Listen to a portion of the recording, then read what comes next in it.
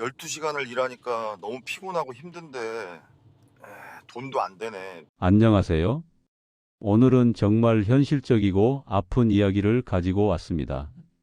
시청 전에 구독과 좋아요를 눌러주시면 더 많은 분들께 도움이 되는 경험담을 전할 수 있습니다. 저는 박영수, 올해 58세입니다. 건설업체에서 30년간 근무한 평범한 직장인이었습니다. 1994년 신입사원으로 입사해서 성실하게 일해 마지막에는 현장 소장까지 올랐어요. 30년이라는 긴 시간 동안 정말 성실하게 살았습니다. 새벽 5시에 일어나서 현장에 나가고 늦은 밤에 집에 들어오는 생활을 반복했죠. 연봉도 마지막에는 6천만 원까지 받을 정도로 안정적인 직장 생활을 했어요. 아내 순이도 마트에서 15년간 일했습니다. 우리 부부는 정말 성실한 서민 가정이었어요.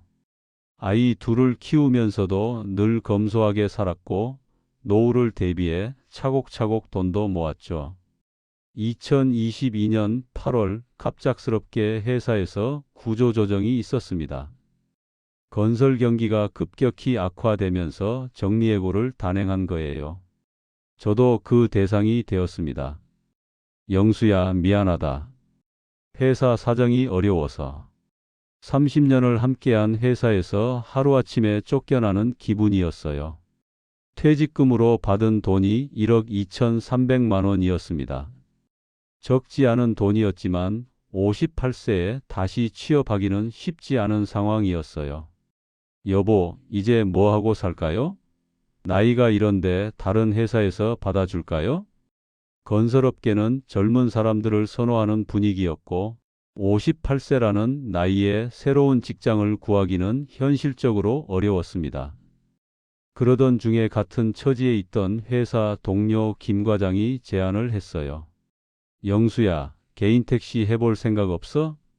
요즘 면허가 금값이라던데. 개인 택시요? 그게 뭐 그렇게 좋나요? 나이 제한도 없고 특별한 기술도 필요 없잖아. 우리 같은 사람들한테는 마지막 생계수단이야. 김 과장의 말을 듣고 인터넷에서 개인 택시에 대해 알아봤어요. 정말 놀라운 정보들이 쏟아졌습니다. 서울 개인 택시 면허 가격이 1억 원을 넘어섰다는 기사를 봤어요. 제주 지역은 무려 2억 원을 넘어섰다고 하더라고요. 면허 가격이 이렇게 비싸다는 건 그만큼 수익성이 좋다는 뜻 아닌가? 택시 관련 커뮤니티에 들어가 보니 더욱 확신이 섰습니다. 주 6일 하루 10시간씩 운전하면 월 450만 원은 기본이에요. 저는 연매출 7천만 원 찍었어요. 이 정도면 괜찮죠? 개인 택시는 법인 택시와 달리 산학금도 없고 자유롭게 영업할 수 있어서 좋아요. 정말 매력적으로 들렸어요. 58세에 월 450만 원을 벌 수 있다면 정말 좋은 일자리인 것 같았거든요. 더 놀라운 건 작년 택시운전 자격시험 응시자 수가 역대 최고치인 5만 2천 명을 기록했다는 뉴스였어요. 3년 전과 비교하면 50% 가까이 증가한 수치였습니다. 왜 이렇게 많은 사람들이 택시기사가 되려고 할까? 기사를 더 읽어보니 답이 있었어요. 건설 경기 악화와 내수 부진으로 일자리를 잃은 베이비붐. 세대들이 택시 시장으로 대거 진입하고 있다는 내용이었습니다. 저와 같은 처지의 사람들이 많았던 거예요. 폐업을 결정한 자영업자들도 함께 뛰어들고 있다고 했고요. 여보, 개인 택시 한번 해볼까요? 아내에게 조심스럽게 말을 꺼냈어요. 개인 택시요? 그게 뭐예요? 자기 차로 택시 영업하는 거예요. 면허만 사면 바로 시작할 수 있어요. 얼마나 들어요? 면허가 1억 원 정도 하고 차값까지 합치면 1억 5천만 원 정도 필요해요. 돈이 꽤 많이 드네요. 하지만 월 400만 원 이상 벌 수 있다고 해요. 우리 나이에 이런 수입을 올릴 수 있는 일이 어디 있겠어요? 아내도 점점 관심을 보였어요. 당신이 30년간 운전했으니까 운전 실력은 믿을 만하고 서울 지리도 잘 아시잖아요. 정말 그랬어요. 30년간 건설 현장을 다니면서 서울 곳곳을 누비고 다녔거든요. 골목길까지 훤히 알고 있었어요. 게다가 나이 제한도 없다고 하니까 우리한테 딱 맞는 일인 것 같아요. 그렇게 우리 부부의 새로운 꿈이 시작되었습니다. 30년간 모은 퇴직금으로 개인 택시 면허를 사서 제2의 인생을 시작하겠다는 꿈이었어요. 30년간 건설 현장에서 쌓은 치밀함 그대로 3개월간 정말 꼼꼼하게 시장 조사를 했습니다. 우선 서울 개인택시 현황부터 파악했어요. 전국 개인택시 종사자가 16만 4천 명 정도 되는데 이 중 서울이 3만 명 정도였습니다. 시장 규모가 상당했어요. 가장 중요한 건 수익성 분석이었습니다. 통계청 자료에 따르면 서울 개인택시 기사들 중 27%가 연매출 6천만 원 이상을 올리고 있었어요. 나머지 73%는 6천만 원 미만이었지만 그래도 평균적으로 연매출 5천만 원 정도는 나온다고 했습니다. 월 평균 400만 원 이상은 충분히 가능하겠네. 세부적인 수익 구조도 알아봤어요. 기본 요금이 4,800원에서 시작해서 거리와 시간에 따라 요금이 올라가는 구조였습니다. 야간 할증도 있어서 밤에 일하면 더 많이 벌 수 있었고요. 운행 패턴도 연구했어요. 출퇴근 시간대인 오전 7시에서 9시, 오후 6시에서 8시가 가장 바쁜 시간이었습니다. 금요일 밤과 주말도 수요가 많았고요. 특히 서울은 지방과 달리 24시간 수요가 있다는 점이 매력적이었어요. 심야에도 일할 수 있으니까 더 많이 벌 수 있을 것 같았거든요. 다음으로 초기 투자 비용을 계산했습니다. 개인 택시 면허 구입비가 1억 원, 차량 구입비가 3천만 원 정도 필요했어요. 택시로 사용할 수 있는 차량은 제한이 있어서 소나타나 그랜저 정도의 중형차를 사야 했습니다. 여기에 각종 등록비, 보험료, 미터기 설치비 등을 합치면 총 1억 5천만 원 정도 필요했어요. 퇴직금이 1억 2,300만 원이니까 조금 부족하네요. 적금에서 3천만 원 정도 빼면 되겠어요. 다행히 대출은 받지 않아도 될 것 같았어요. 30년간 차곡차곡 모아둔 적금이 있었거든요. 운영비용도 계산했어요. 월 유류비가 150만 원, 보험료 30만 원, 차량 정비 20만 원 정도 예상했습니다. 총 월 200만 원 정도의 운영비가 들 것 같았어요. 매출에서 운영비를 빼면 월 순수익이 300만 원 이상 나올 것으로 계산되네. 건설업체에서 받던 월급과 비슷한 수준이었어요. 면허 구입 과정도 알아봤어요. 기존 면허를 가진 분으로부터 양도받는 방식이었는데 택시 관련 중개업체를 통해서 진행하면 된다고 했습니다. 운전 자격 시험도 봐야 했어요. 필기 시험과 실기 시험이 있었는데 30년 운전 경력에 저에게는 어려울 게 없어 보였습니다. 가장 좋았던 건 나이 제한이 없다는 점이었어요.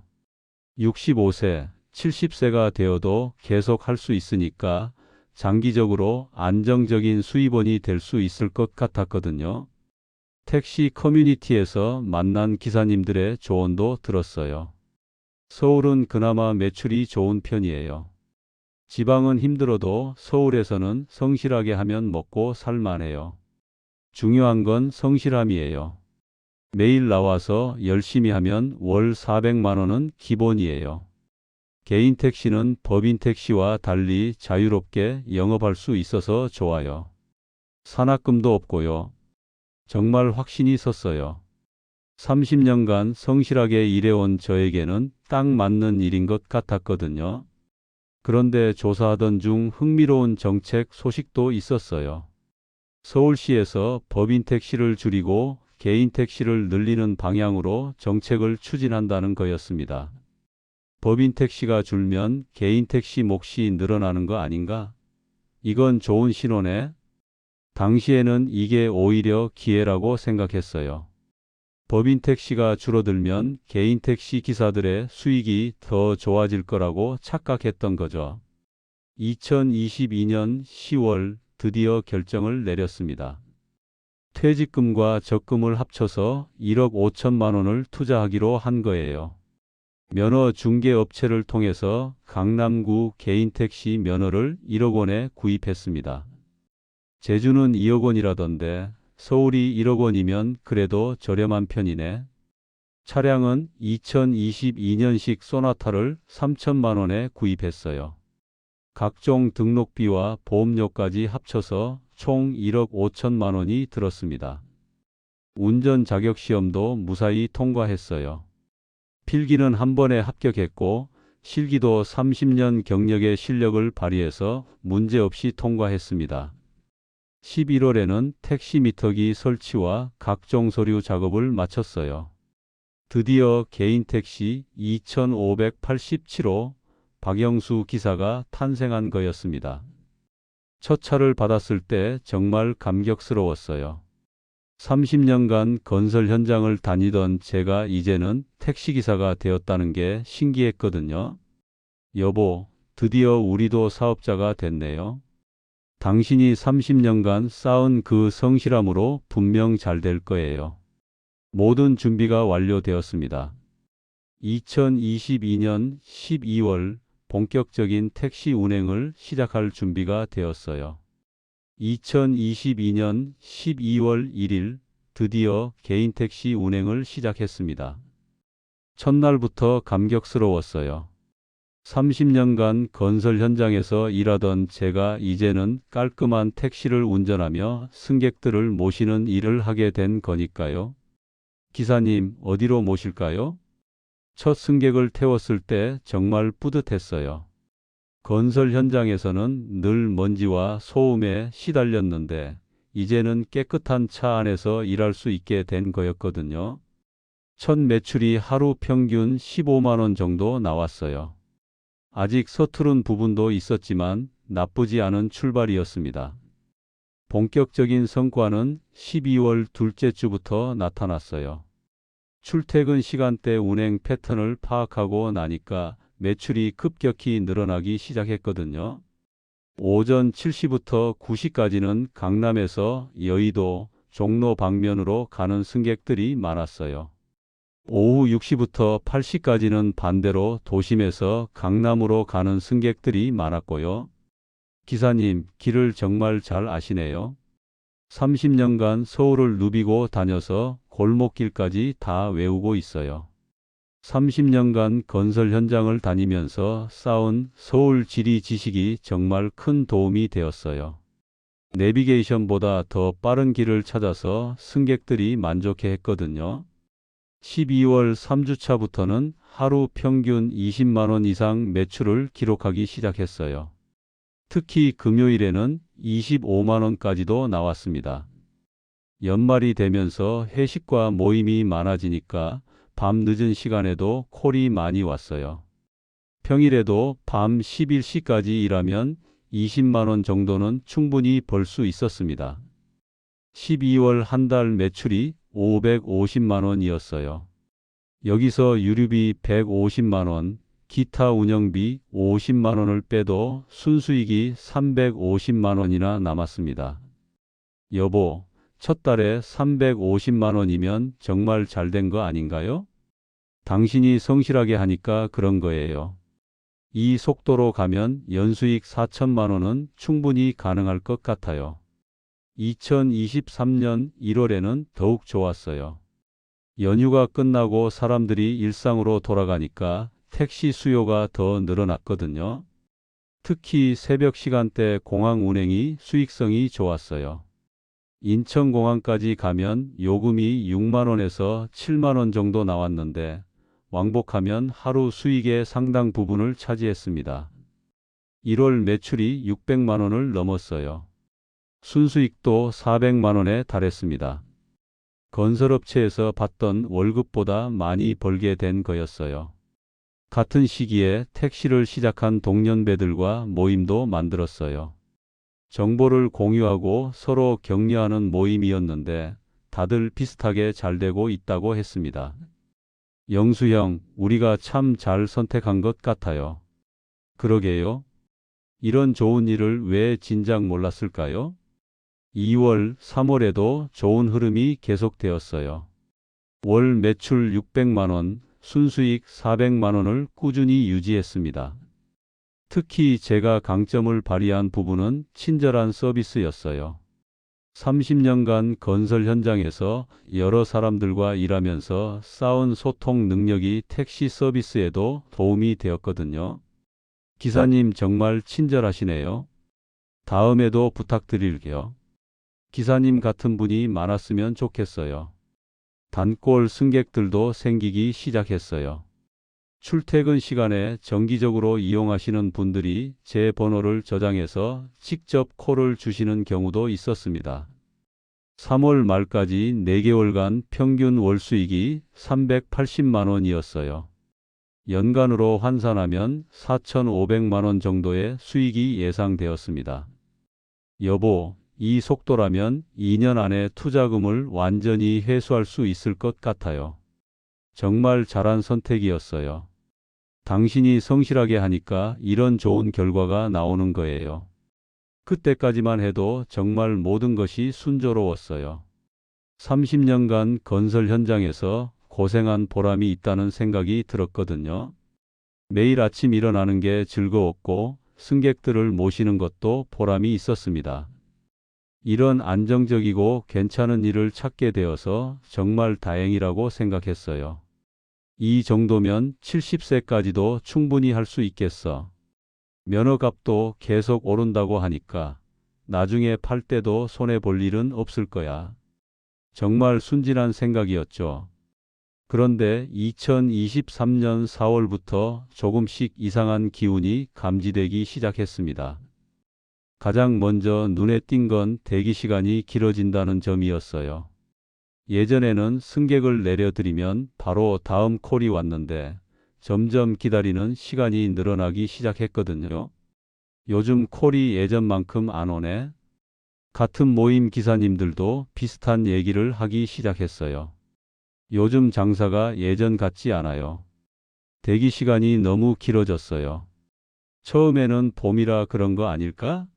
하고 넘어갔지만 계속 그런 상황이 이어졌습니다. 4월 둘째 주쯤부터 매출이 눈에 띄게 떨어지기 시작했어요. 하루 평균 매출이 20만 원에서 17만 원으로 줄어들었습니다. 더 큰 문제는 낮 시간대였어요.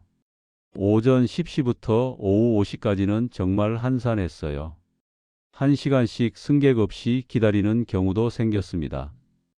왜 이렇게 택시가 많아진 것 같지? 거리에 나가보니 정말 택시가 넘쳐났어요. 신호등에서 기다릴 때 앞뒤로 택시들이 줄지어 있는 모습을 자주 봤습니다. 인터넷에서 관련 기사를 찾아보니 충격적인 내용이 있었어요. 인천 지역에서는 택시 과잉 규모가 3,000대에 달한다는 조사 결과가 나왔습니다. 대구에서는 수요 대비 5,400대나 과잉 공급이 되었다고 합니다. 전국적으로 택시가 너무 많아진 상황이었던 거죠. 더 놀라운 건 강화군 사례였어요. 택시 총량은 153대인데 실제로는 197대가 운행 중이라는 거였습니다. 44대가 과잉 면허 상태였어요. 이게 무슨 소리야? 과잉이라니. 원인을 알아보니 저와 같은 상황의 사람들이 너무 많았던 거예요. 건설 경기 악화로 일자리를 잃은 베이비붐 세대들, 자영업 폐업한 분들이 모두 택시 업계로 몰려든 거였습니다. 택시 커뮤니티에서도 분위기가 달라지기 시작했어요. 요즘 정말 장사가 안 돼요. 예전 같지 않아요. 너무 경쟁이 심해졌어요. 신규 면허 발급을 중단해야 하는 거 아닌가요? 5월에는 상황이 더 악화되었어요. 월 매출이 500만 원으로 떨어졌습니다. 순수익도 300만 원으로 줄어들었고요. 특히 문제가 된 건 고령 기사들이 너무 많아졌다는 점이었어요. 전국 개인 택시 종사자 16만 4천 명 중에서 65세 이상 기사가 8만 5천 명이나 되었다는 통계를 봤습니다. 부산의 경우 평균 연령이 62세에 달했어요. 서울도 택시기사 4명 중 1명이 70대였습니다. 이렇게 고령화가 심각했나? 문제는 고령 기사들이 밤시간 운행을 꺼린다는 점이었어요. 안전상 이유로 야간 운행을 하지 않으니까 낮 시간에만 택시가 몰리게 된 거였습니다. 6월에는 또 다른 악재가 있었어요. 택시 요금이 인상된 거였습니다. 광주시에서 택시 요금을 13.3% 인상했다는 뉴스를 봤어요. 요금이 오르면 승객들이 더 안 탈 텐데. 실제로 요금 인상 후에 승객 수요가 더욱 감소했어요. 시민들 입장에서는 경기가 안 좋은데 택시 요금까지 오르니까 부담스러워할 수밖에 없었거든요. 6월 매출이 450만 원으로 더 떨어졌어요. 순수익은 250만 원 정도였습니다.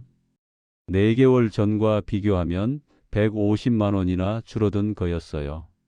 여보, 요즘 수입이 많이 줄었어요. 일시적인 현상일 거예요. 조금만 더 버텨봐요. 하지만 속으로는 불안감이 커져갔어요.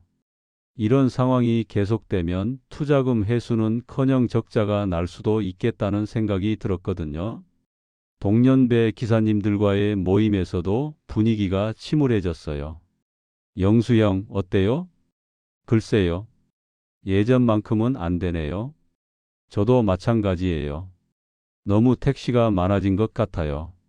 그때부터 혹시 잘못된 선택을 한 건 아닐까? 하는 생각이 들기 시작했어요. 2023년 7월 상황이 더욱 심각해졌습니다.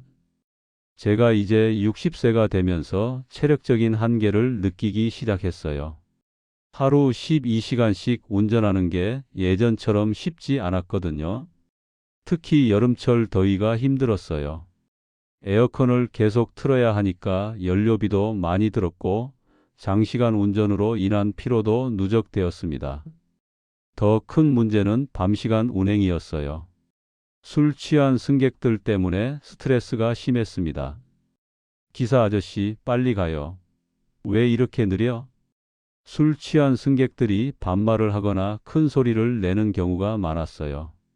30년간 건설 현장에서 일했지만 이런 스트레스는 처음이었습니다. 결국 밤 11시 이후에는 운행을 하지 않기로 결정했어요. 안전상 이유도 있었고 정신적으로도 너무 힘들었거든요. 기사님, 밤에도 일하시죠? 죄송합니다. 11시까지만 운행해요. 하지만 밤 시간을 포기하니까 수익이 더욱 줄어들었어요. 밤시간 할증을 받을 수 없게 된 거였거든요. 7월 매출이 400만 원으로 떨어졌어요. 순수익은 200만 원 정도였습니다. 6개월 전과 비교하면 절반 수준이었어요. 더 충격적인 소식도 있었어요. 고령 운전자에 의한 교통사고가 전체의 21%를 차지한다는 통계를 본 거였습니다. 실제로 저도 집중력이 예전 같지 않다는 걸 느꼈어요. 장시간 운전하다 보면 졸음이 오는 경우도 있었고 반응 속도도 느려진 것 같았습니다. 8월에는 건강에도 문제가 생겼어요. 장시간 앉아서 운전하다 보니 허리 디스크 진단을 받았습니다. 기사님, 운전 시간을 줄이셔야 해요. 병원에서 하루 8시간 이상 운전하지 말라고 했어요. 하지만 8시간만 운전해서는 생활비도 벌기 힘든 상황이었거든요. 결국 진통제를 먹으면서 버텨야 했어요. 60세 나이에 몸이 망가져 가는 걸 느끼면서도 어쩔 수 없었습니다. 9월에는 더 절망적인 상황이 되었어요. 대구시에서 택시 강제 휴무제 도입을 검토한다는 뉴스를 본 거였습니다. 택시가 너무 많아서 특정 요일이나 날짜별로 운행을 제한하겠다는 내용이었어요. 하지만 개인 택시 업계가 영업권과 재산권 침해라며 강하게 반대하고 있다고 했습니다. 이게 무슨 소리야? 강제 휴무제라니? 1억 원을 주고 산 면허인데 강제로 쉬라고 하다니 정말 말이 안 되는 상황이었어요. 그때쯤 되면서 심각하게 고민하기 시작했어요. 과연 이 일을 계속해야 하는지 아니면 다른 길을 찾아야 하는지 말이에요. 10월에는 월 매출이 350만 원으로 떨어졌어요. 순수익은 150만 원 정도였습니다. 유리비와 차량 유지비를 제외하면 실제 생활비로 쓸 수 있는 돈은 100만 원 정도밖에 안 되었어요. 여보, 이러다가 우리 어떻게 살아요? 아내가 걱정스러운 목소리로 말했어요. 실제로 생활이 힘들어지기 시작했거든요. 결국 아내도 파트타임 일을 시작해야 했어요.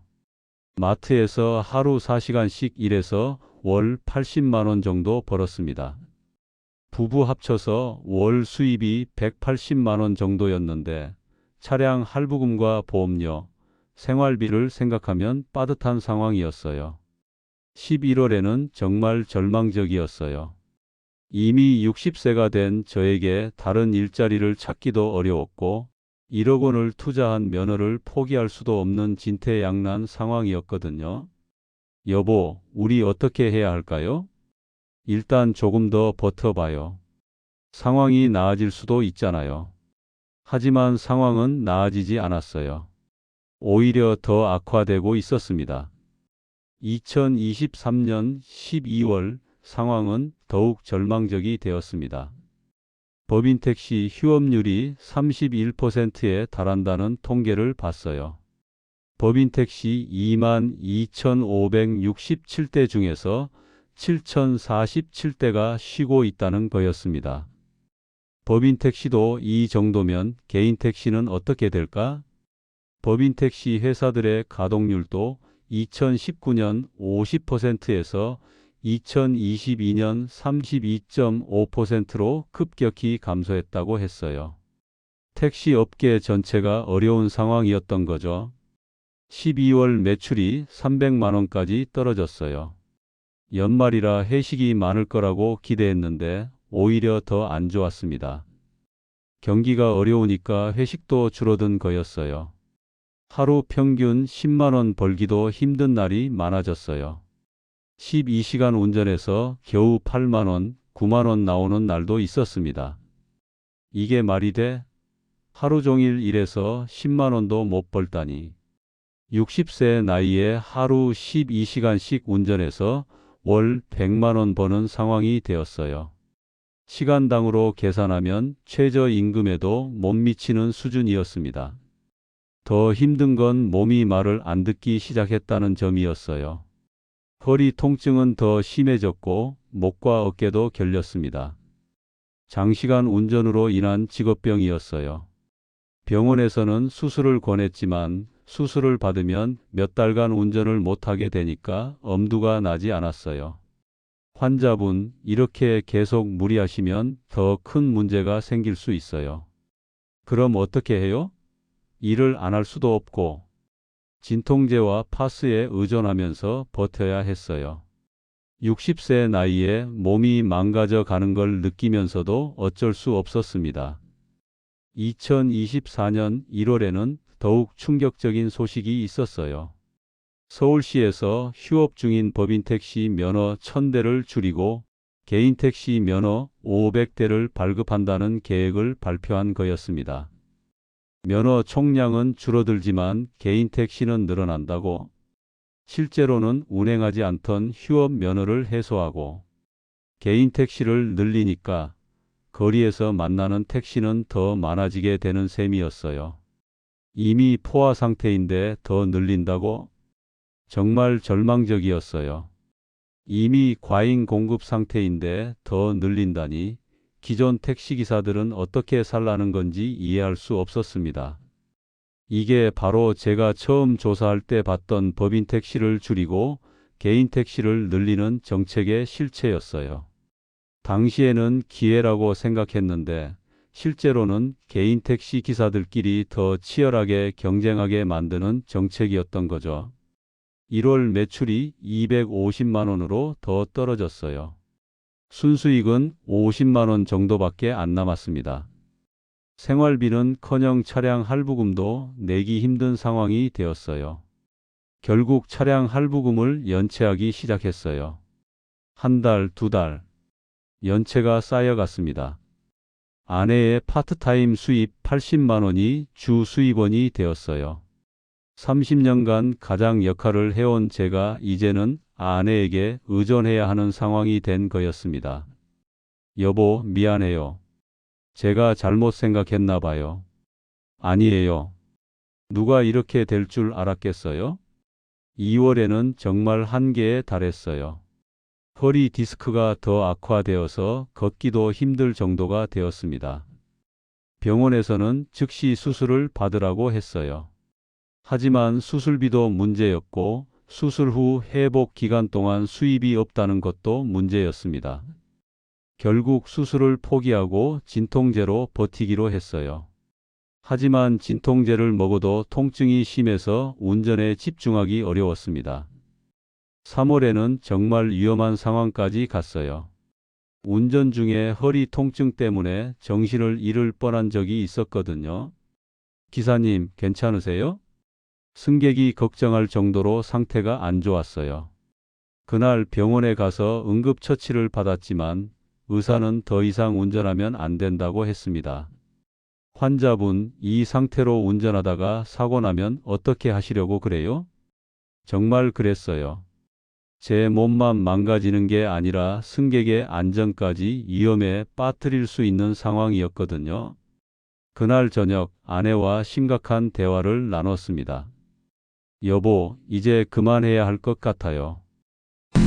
몸도 안 좋고 수입도 거의 없어요. 이러다가 큰 사고 날 것 같아요. 아내도 눈물을 글썽였어요. 1억 5천만 원. 우리 평생 모은 돈인데. 알아요. 하지만 어쩔 수 없어요. 건강을 더 해치면 정말 회복 불가능해요.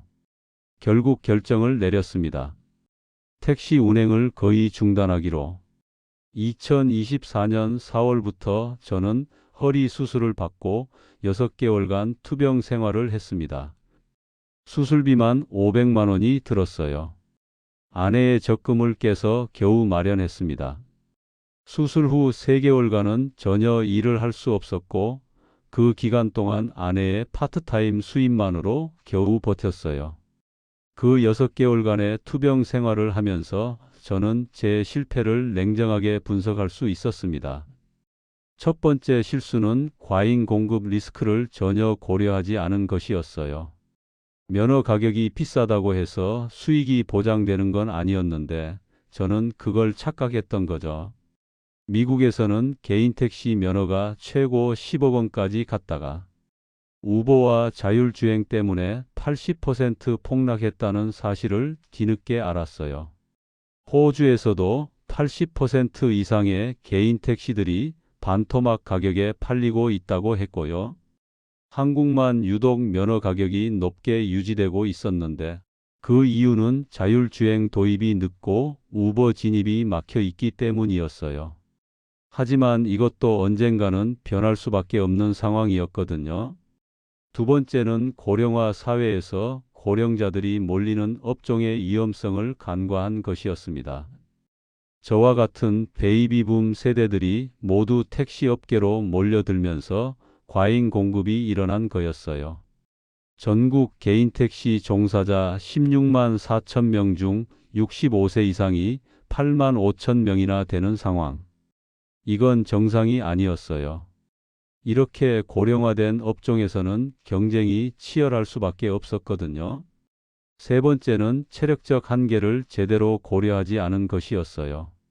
30년 운전 경력이 있다고 해서 60세에도 하루 12시간씩 운전할 수 있는 건 아니었거든요. 특히 허리, 목, 어깨 등에 오는 직업병을 전혀 예상하지 못했어요. 건설 현장에서 일할 때는 몸을 많이 움직였는데 택시는 계속 앉아서 하는 일이라 다른 종류의 피로가 쌓였던 거죠. 네 번째는 시장 변화에 대한 대응 능력이 부족했다는 점입니다. 승차 공유 서비스나 대중교통 개선 등으로 택시 수요 자체가 줄어들고 있었는데 이런 변화를 읽지 못했어요. 특히 젊은 세대들은 택시보다 지하철이나 버스를 선호하는 경우가 많았어요. 경제적 이유도 있었지만 환경이나 편의성 측면에서도 대중교통을 더 좋아했거든요. 다섯 번째는 투자금 대비 수익성이 생각보다 낮았다는 점이었어요. 1억 5천만 원을 투자해서 연간 순수익이 23천만 원이면 수익률이 2030%인데 리스크를 고려하면 그리 높은 수익률이 아니었거든요. 더욱이 몸이 망가지는 리스크까지 고려하면 전혀 매력적이지 않은 투자였어요. 여섯 번째는 택시 업계의 구조적 문제를 몰랐다는 점입니다.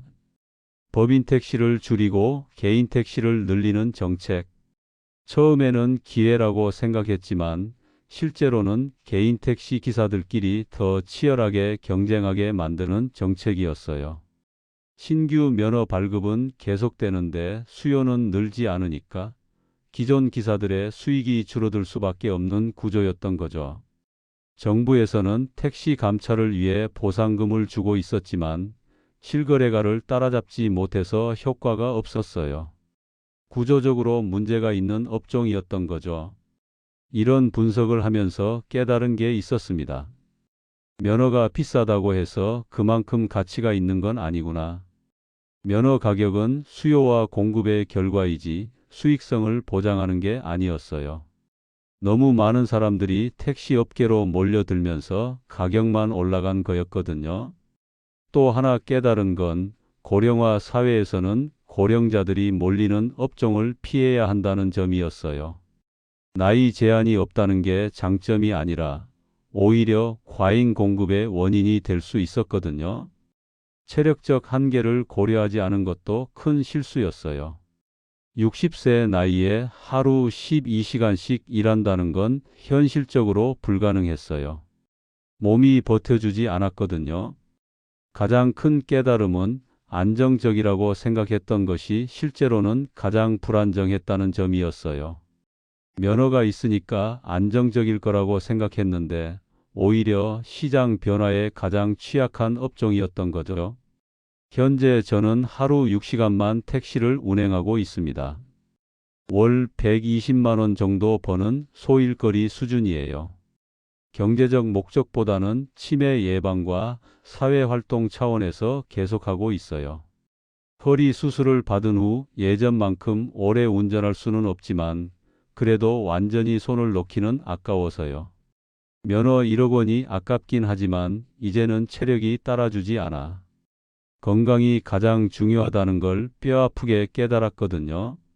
아내는 마트에서 정규직으로 전환되어 월 180만 원 정도 벌고 있어요. 지금은 오히려 아내가 주 수입원이 되었습니다. 부부 합쳐서 월 300만 원 정도의 수입으로 검소하게 살고 있어요. 큰 욕심은 부리지 않고 건강하게 사는 것만으로도 감사하다고 생각해요. 제가 같은 길을 걷고자 하는 후배들에게 진심으로 당부하고 싶은 말이 있어요. 첫째, 과잉 공급 업종은 피하세요. 너무 많은 사람들이 몰리는 업종은 아무리 진입 장벽이 낮아도 결국 수익성이 떨어질 수밖에 없어요. 특히 면허나 자격증 가격이 비싸다고 해서 그만큼 수익이 보장되는 건 아닙니다. 서울은 1억 원, 제주는 2억 원. 이렇게 면허가 비싼 이유는 수익성이 좋아서가 아니라 너무 많은 사람들이 몰려들면서 가격이 올라간 거예요. 둘째, 고령화 사회에서 고령자들이 몰리는 업종은 위험해요. 나이 제한이 없다는 게 장점처럼 보이지만 실제로는 과잉 공급의 원인이 될 수 있거든요. 은퇴한 사람들이 모두 같은 생각을 한다면 그 업종은 포화 상태가 될 수밖에 없어요. 전국 택시기사 16만 4천 명 중 절반 이상이 65세 이상. 이건 정상적인 산업 구조가 아니에요. 셋째, 체력적 한계를 반드시 고려하세요. 젊을 때는 할 수 있었던 일도 나이가 들면 힘들어져요. 특히 장시간 집중력을 요구하는 일이나 반복적인 동작을 하는 일은 직업병을 유발할 수 있어요. 저는 하루 12시간 운전이 가능할 거라고 생각했지만 실제로는 6시간도 버티기 힘들었어요. 넷째, 구조적 변화에 취약한 업종은 신중하게 접근하세요. 자율주행, 승차 공유 서비스 등 새로운 기술이나 서비스가 도입되면 기존 업종에 큰 타격을 줄 수 있어요. 10년, 20년 후를 내다보고 투자해야 합니다. 미국과 호주에서 택시 면허가 80% 폭락한 사례를 보세요. 한국도 언젠가는 그렇게 될 수 있어요. 다섯째, 투자금 대비 수익성을 냉정하게 계산하세요. 1억 5천만 원을 투자해서 연간 2천, 3천만 원 버는 것보다 그 돈을 안전하게 예금하고 다른 일을 하는 게 더 나을 수도 있어요. 리스크까지 고려하면 더욱 그렇죠. 여섯째, 무엇보다 건강이 최우선입니다. 돈을 벌기 위해 건강을 해치면 결국 더 큰 손실을 보게 돼요. 병원비도 많이 들고 일할 수 있는 기간도 줄어들거든요. 저는 허리 수술비만 500만 원을 썼어요. 일곱째, 정부 정책이나 시장 상황을 꾸준히 모니터링하세요. 법인 택시를 줄이고 개인 택시를 늘린다는 정책. 얼핏 들으면 기회처럼 들리지만 실제로는 개인 택시 기사들끼리 더 치열하게 경쟁하게 만드는 거예요. 신규 면허 발급 계획이나 제도 변화 등을 미리 파악해서 대비해야 해요. 정보가 부족하면 잘못된 판단을 할 수 있거든요. 여덟째, 다양한 수입원을 확보하세요. 한 가지 일에만 의존하지 말고 여러 가지 방법으로 수입을 만들어야 해요. 그래야 하나가 안 되어도 다른 것으로 버틸 수 있어요. 오늘 오후 아내와 함께 동네 공원을 산책했습니다. 예전에 택시로 지나다니던 길을 걸어서 다니니까 새로운 기분이었어요. 여보, 지금이 더 행복한 것 같아요. 그러게요. 그때는 너무 조급했나 봐요. 돌이켜보니 1억 5천만 원이라는 큰 돈에 현혹되어서 신중하지 못했던 것 같아요. 면허가 비싸니까 당연히 수익성도 좋을 거라고 착각했던 거죠. 하지만 후회는 없습니다. 그 실패를 통해 정말 중요한 것이 무엇인지 깨달았거든요. 여보, 건강이 최고예요. 조용한 택시 안에서 아내에게 말했어요. 큰 돈은 못 벌어도 서로 사랑하는 사람과 함께 건강하게 살아갈 수 있다는 것. 매일 작은 일이라도 할 수 있다는 것. 그것만으로도 충분히 행복한 인생이라고 생각해요. 지금도 가끔 택시를 운행하면서 만나는 다양한 승객들을 보면서 깨달은 게 있어요. 모든 사람이 각자의 자리에서 최선을 다하며 살아가고 있다는 것이요. 버스 기사님도, 지하철 기관사님도, 배달하시는 분도 모두 자신의 일에 자부심을 가지고 열심히 사시더라고요.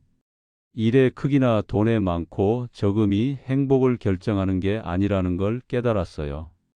여러분도 저처럼 큰 실수를 하지 마시고 건강하고 소중한 일상을 지켜나가시길 바랍니다. 화려한 성공보다는 꾸준한 평범함이, 큰 모험보다는 작은 안정이 더 소중할 수 있어요. 특히 중년 이후에는 더욱 신중하게 접근하세요. 한 번의 실수가 평생을 좌우할 수 있거든요. 시장의 변화를 읽고 과잉 공급 리스크를 피하고 체력적 한계를 고려하세요. 그리고 무엇보다 건강을 최우선으로 생각하시고요. 면허가 1억 원이라고 해서 1억 원어치 가치가 있는 건 아닙니다. 정말 중요한 건 지속 가능한 건강과 작은 행복이에요. 시청해 주셔서 감사하고 오늘 이야기가 조금이라도 도움이 되셨다면 구독과 좋아요를 눌러주세요. 여러분께서 눌러주시는 응원 하나하나는 단순히 숫자가 아닙니다. 또 다른 누군가의 시행착오를 막아줄 수 있는 용기가 되고 같은 실수를 반복하지 않도록 돕는 소중한 가치가 됩니다. 여러분의 작은 관심이 또 다른 누군가에게 도움이 되는 이야기를 만들어갈 수 있는 힘이 됩니다. 모든 분들이 건강하고 행복한 삶을 사시길 바라면서 오늘 영상을 마치겠습니다. 감사합니다.